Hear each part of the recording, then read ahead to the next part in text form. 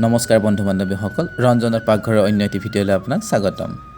বেলি ডুবাৰ পৰত অফিচৰ পৰা ওলাই কি খাওঁ কি নাখাওঁকৈ দোকানে দোকানে অলৌ তলৌকৈ ঘূৰি ফুৰিছোঁ। এনেতে মোৰ পাকঘৰৰ আজি ৰাতিৰ অতিথি বন্ধু ৰঞ্জিতক লগ পালোঁ এটি সুন্দৰ হাঁহিৰে সৈতে।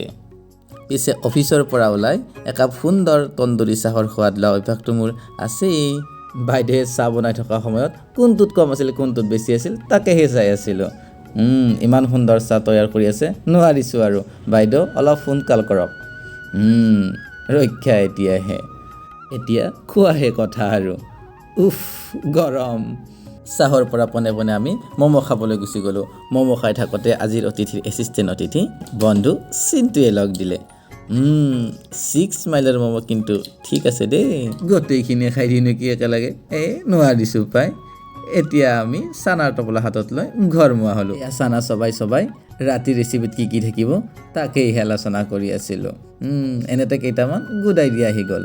এয়া মাছ ভাজি, হালধি অলপ কমেই হৈ গ'ল নেকি। হ'বলৈ দে, হালধিয়ে সোৱাদ নকৰে নহয়। এয়া নৰসিংহ আৰু বিলাহীৰে বনোৱা মাছৰ কাৰী। এয়া হাঁহৰ মাংস মোৰ যাদুৰ হাতখনেৰে প্ৰস্তুত কৰি দিলোঁ। কি কি তৈয়াৰ কৰিলোঁ একেলগে চাওঁ আহকচোন।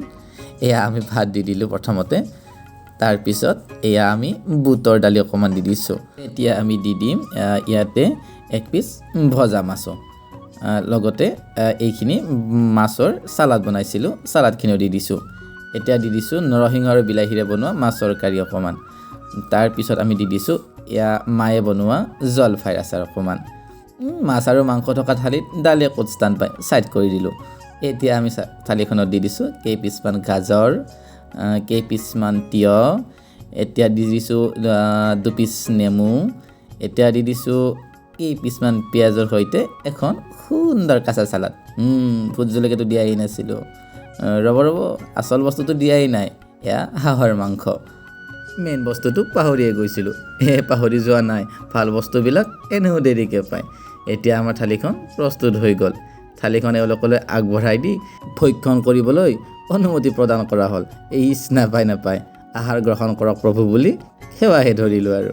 সিহঁত দুটাই খাবলৈ আৰম্ভ কৰিলে, মই কেমেৰাটো লৈ ৰৈ থাকিলোঁ।